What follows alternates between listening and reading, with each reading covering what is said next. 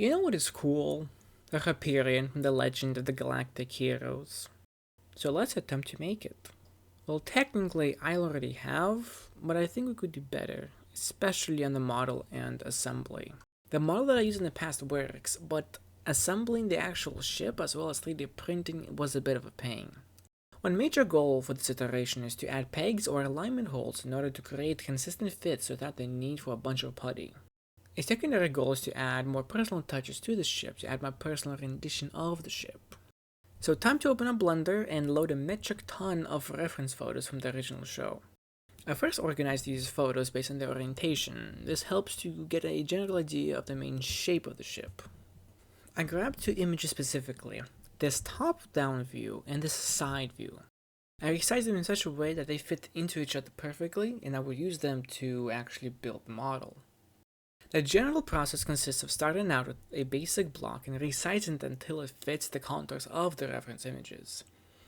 It is important to switch which reference image you look at, as your side view work might not necessarily fit your top-down work. Additionally, Boolean modifiers were a huge part of this modeling process. I essentially carved out the parts that I needed into the shape of the ship. So, I could not be bothered to record literal gigabytes of me modeling the rest of the ship, but after a while you end up with something like this. Once the base model was finished, I copy-pasted the model into another Blender workspace that I would then use as a staging area for 3D printing. I applied all of the modifiers to all of the components so that I would not lag on my computer while in this Blender file. Between each large hull section, I added a square peg that I would then use to align to secure the hull when gluing. The engine shroud was an absolute nightmare to prepare. The parts were so thin and so finicky with their angles that the Boolean operator kept freaking out. When finished, the model kinda looked like a blown up version of those CADs that you find online. I then 3D printed each model.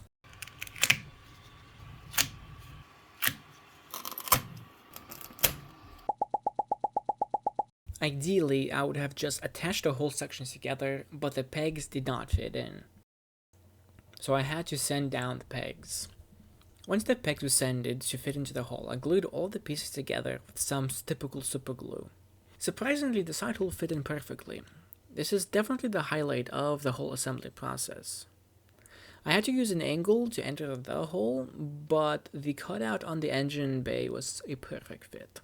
However, I unfortunately forgot to put alignment pegs for the rest of the components, so I had to eyeball their positioning. This was especially an issue with the superstructures, as they somehow did not fit in flush. So there was a large gap under them, meaning I could not use the regular super glue. Instead, I used this yellow glue that smelled like nail polish remover to bridge the air gap due to its thick viscosity. One issue with 3D printed models is that you have layer lines everywhere. You could mitigate this with smaller layer lines, but the printing time would be way too long, and the result would also not be that comparatively better. An unconventional solution I have used in the past for the 3D printed boss and figurines was to paint them with a layer of clay. Grab some clay, which in this case is this children's pottery clay, which stains everything with orange. Add some water to it, but not too much, and then work at it by squishing it against the cup until it becomes a wet slurry. I then selected a brush I was willing to potentially sacrifice and started to brush on the slurry.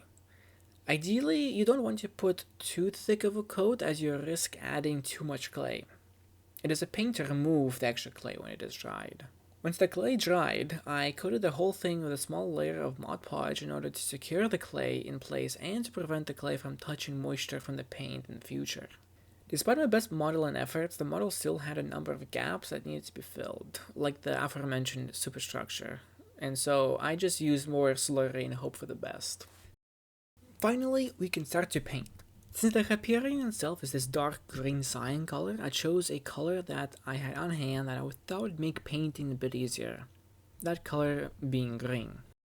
Once the green spray paint had dried, it was time to put the main base color. My previous Hyperion base color attempt was a bit too green for my personal liking, so this time I went with a bit more blue in my base coat. It seemed like the ratio between green and blue was 1:1, with a dab of black paint to desaturate and darken the color. From all the painting, the very first layer is definitely the most satisfying. You can see the model start to come to life right in front of your eyes. This is definitely the dopamine hit I needed after messing up a bunch of stuff in the previous steps. An important aspect to consider is to avoid thick coats of paint. Not only does it make it difficult to paint, but the brush leaves trails from its hairs. I painted the engine shroud separate from the ship, as painting them would be much harder if they were already glued on. But once they were painted, I glued the plates onto the ship.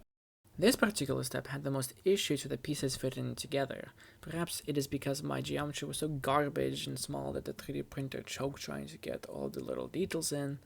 It also didn't help that I messed up the model for one of the plates, so I had to cut a chunk of it, and I was too lazy to reprint.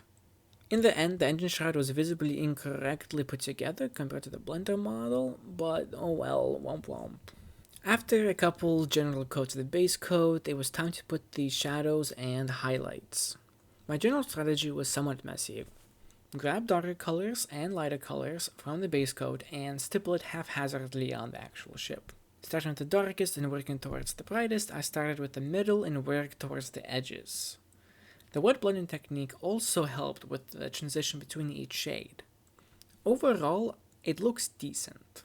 I do think the simple motion and the wet blending added detail that makes the surface more interesting to look at.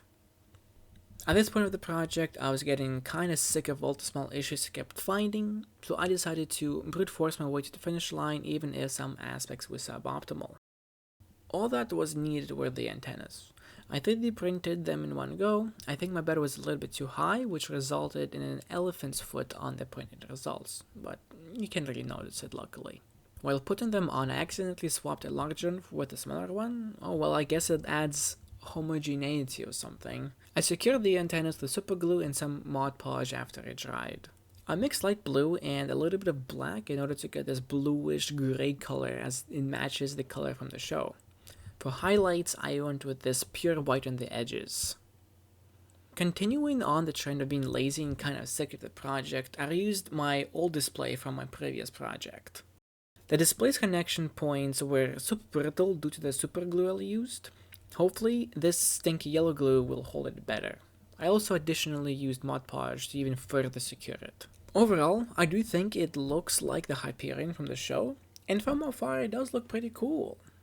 But there are so many issues with it that it still makes me internally tweak out. The largest gripe that I have is the assembly. It could be so much better, especially on the engine shroud. The paint job could also be so much better, especially on the gray metallic parts, as they could have the non-metallic metal treatment. Perhaps a future project would be to improve the paint job, but for now I am satisfied with my contribution to this fandom.